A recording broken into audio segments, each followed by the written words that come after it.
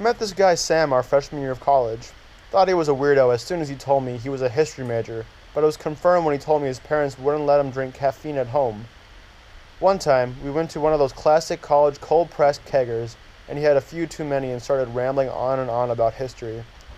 Anyways, I figured it'd be a fun thing to do to get him all caffed up and ask him a bunch of questions about a topic of his choice. Who is it? Hey, Namaste, sir, son. what's up, Chris? How's it going, brother? Good, man. Good to see you. How you been? Good. I got some of that good on tap. What do you got, man? Oh, you know that Coca-Cola. You got Coke? Oh, yeah.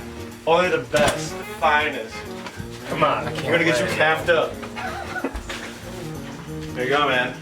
Straight from over the border. Dude, is there caffeine in this? Yeah. Oh, man. Cheers. Cheers, brother. So, dude, could you tell me a little bit about British history? British history, man? Yeah. What do you want to know? I'm interested in the Viking influence on York. You don't say. I can tell you a thing or two about the Viking influence on New York. Tell. Alright, Chris. Well, the thing about Vikings in New York that you have to understand is a bigger thing about Vikings in England. You see, in the year 793, Common Era, there were these Vikings that were like, I don't know, they must have got tired of raiding friggin' Europe shit and Scandinavia shit, and they were like, let's go to England. So they went to England, right? And they got this little monastery on an island called Lindisfarne. They were like really into these monasteries because they didn't have very good defenses. You know, why would you defend in a monastery? You know, who's gonna attack a monastery? Not a Christian, but a pagan. You feel me? Yeah. And then a little bit after that, all these Viking dudes got together because they'd previously just been like, you know, like 30 dudes were like, let's get on a boat, let's go to England, let's raid some churches, kill some Christian people, get some money, you know, get some gold. Been there. Yeah, we've both been there, man, trust me. But then in the 9th century, they were like, what if we all got together, like, as a group, and attacked England? And they called themselves, I guess they probably didn't call themselves this, but, you know, the English people were like, we're gonna call these people, this group, it's gonna be the Great Pagan Army. And this Great Pagan Army, who were both called Norse, Vikings, and Danes is a big one, which I feel like is kind of slighting the Norwegians, you know? It's like, you know, they were there too. They got together and they pretty much, they did some damage on England. They conquered most of it. And then there's this guy, Alfred of Wessex? Maybe? Anyways, they call him Alfred the Great in English lore, because he, like, united England and was like, get out of here, Vikings. And he pushed the Vikings out. But the main point, the reason why we're big fans of York, is because that's where our pals, I mean, really, not our pals, they were kind of bastards. These people, the Vikings, what was it? Yeah, they were really into York. They were really into York. They called it Jorvik when it was just the town. And then they also called their whole empire Jorvik, and it was centered in this place called York.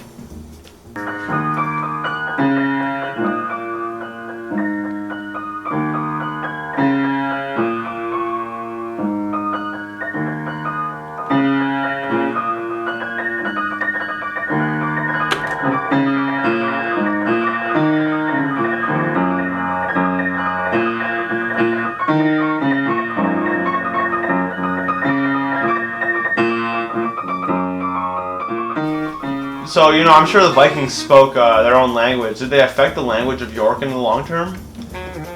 Well, yes, Chris, they sure did. You see, certain loan words have affected all of English in the long term. For example, sky and egg are both from Old Norse. So thanks to our Viking friends for that one. Thanks for breakfast in the sky. Ah, there you go. And on top of that, I had to watch this this sick documentary for this class called The Story of the English, which was all about different dialects of English language, like with accents and whatnot. And yeah, it was really weird. Like, they had this farmer dude who was on it, and he was from York, and he just sounded like a fool. I mean, perhaps that's a bit strong, but he was just saying weird things. Like, they just made up words, it sounded like, but no, they're from Norse. Like, he kept talking about teaming his sile. What does that mean, right? I guess to team is to empty, and a sile is a bucket. So he was emptying some like liquid into a sile, I guess. I don't know.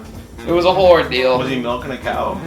Yeah, you're absolutely right. Good shit. I mean, well done, Chris. It was funny the way he talked too. Like, you know what a fjord is? Like a Mustang? Like a Mustang, but no. It's a Ranger? It's a Charger? geological. Yeah, it's a naturally occurring geological phenomenon where you have like a Sierra, not the GMC. You have like a weird enclave into like some land where it's like mountains on all sides. Oh, a Toyota. Also, A Toyota enclave. Get out of here. And it's like the sea in the middle, and then there's mountains, and that's a fjord. And yeah, they just said a lot of their words sound like they were saying fjord. I guess this whole fjord bit is pretty unnecessary, but we're still going to talk about it. Like he said, he got this package. This farmer guy, this Yorkie farmer guy, got this package, and he was talking to his what do you call it, postman? Yeah, talking to his postman, and he was like, "This feels like a Buick." And I was like, "What?" Yeah, a Buick? What the fuck? Can't fit those. How do you carry that? Damn. I don't have the answers, man. But I guess they just the way they pronounce things, they just add weird J sounds, like soft J, like the Y. So there's to answer your question, Chris. Huh. They did have an influence. Dude, check this shit out. Wow. He's not even whistling. It's from How his do you throat. pronounce that name? It looks like a theta symbol. I can't do Cyrillic, man. I can try and fail. You wanna try it with me? Look at him, man. He's kind of he's a stud. I feel like he's like the most handsome man that does this professionally.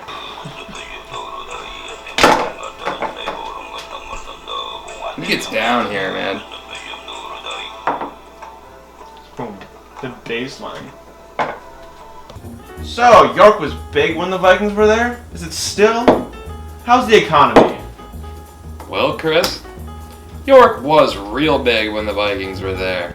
In fact, in our friend William the Bastard, or William the Conqueror's Doomsday Book, York was the second biggest city in all of London. In all of England. Second to London, so there's that, but, Something about the economy? yeah, okay, yeah. So it was real big then. It was real big, and that was like 150 years after the Vikings left. No, 130 or something. After the Vikings had bounced, and yeah, so the Vikings did real good things for both the size and the stature of York. Alright, let's keep it PG here. Yeah, I didn't even know. Anyways, when the Vikings were there, they boosted the economy real big because, you know, using the umbrella term Viking for Norse raiders, they went as far east as deep Russia, as far south as Baghdad. There's actually this really weird movie that stars Antonio Banderas, and he plays, this is goofy, he plays this like Iraqi dude who like travels north and goes to Norway. Actually, it's really bizarre. He goes to Norway and like fights off some mythical creatures. It's totally bizarre because like Vikings had gotten like really deep into Baghdad, and so he like went north to just like find the Vikings, and then like I shouldn't be talking about this. Anyways, so Yeah, they did good things for the economy of York. There's all this archaeological evidence from like coins from Baghdad, and they had like, I don't know, coins from deep in Russia, and like a bunch of different types of silk and cotton and cool stuff like that. In today's York, it's still like 200,000 people, which isn't as big as some of the other cities in London or in England, but it's a big old tourist attraction because, get this, the current York's economy is based on service industry and tourist industry as related to all of their different Viking museums. Can't make this stuff up. How bizarre is that? They have all these Viking museums, which is really the one big one, that have like archaeological evidence of the Vikings, and their slogans are like, check out this Viking home. It's like they're like, this Viking home is essentially like a Viking home from like 1,000 years ago. Yeah, Fjord Björk. I just bought my fjord yesterday. Buick. Yeah, dude, look at that's like what his face looks like. No way, I thought that was fucking CGI. No, man, Ron Perlman is a real person. Damn, I would never have thought Hellboy was played by a real person. I know. How did the Vikings affect geography in terms, the social, political geography of York? Yeah, no. Well, Chris, we'll get right back up, man. We'll get right back up. In all of England, the B suffix, the BY, not just the letter B, in like Derby and Quite. I don't know, I feel like Ashby. There's like a bunch of them. There's like a bunch of British cities. Neither here nor there. That suffix, the BY, meant farmstead in Old Norse. So they just kind of rolled with that one all throughout the old British Isles.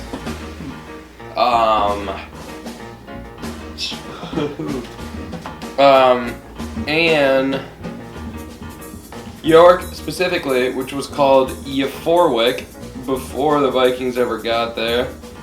That's what the Romans called it. All the big streets have the gate suffix. It's like Copper Gate. There's like one big one that I'm the gate suffix just meant street. They did not really get too elaborate on that one.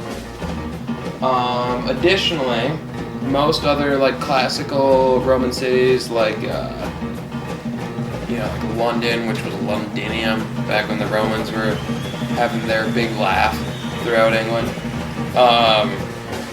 have like a grid style where that's kind of self-explanatory. I can get into it if you really wanted, but do ya? Yeah. It's not expecting you to say that. Oh, we got a grid, you know. It's like that, but like all over the place. You feel me? Like that, but like entangled a bunch. You know what I mean? You know what a grid is. It's like that all over the place, but not York. Not York. Maybe original York was like that. We simply don't know. But when the Vikings got there, they did this weird thing, which I read was like kind of feudalism, where it was just kind of like they hit the center of the city, and then as it went further and further out, it was like whoever was the king of Jorvik at the time was like, I'm feeling my guy, let's say Sven right now, I'm gonna give him some land. And so it'd be like, hey Sven, give me some land, boy. And we'd go to his land, and it'd be like portioned out like that, so there was really no rhyme or reason to it.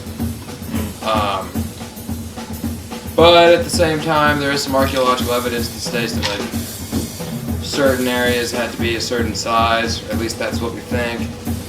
I don't know. Not a lot of writing survives from the time, so we can't really say for sure, but thanks for asking, Chris. Of course. We're talking about New York here, right? Yeah. USA.